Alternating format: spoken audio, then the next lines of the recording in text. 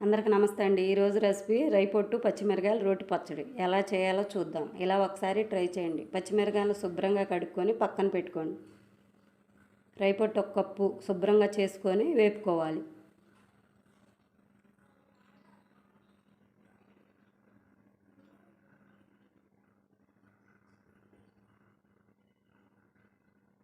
వీడియోలో చూపించినట్టు వేపుకొని పక్కకు తీసుకొని చాట్లో వేసుకొని ఇంకొకసారి ఇసుకేం లేకుండా శుభ్రం చేసుకోవాలి.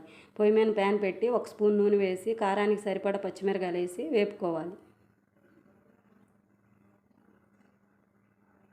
అలా వేపుకొని పక్కకు తీసుకోవాలి. రోట్లో కొద్దిగా ఉప్పు వేసి కొద్దిగా చింతపండు వేసి మెత్తగా దంచుకోవాలి.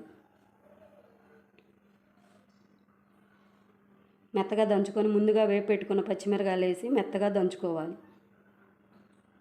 అలా మెత్తగా దంచుకొని ముందుగా చేసి పెట్టుకున్న రైపొట్టుని కొద్దిగా వేసి మెత్తగా దంచుకోవాలి.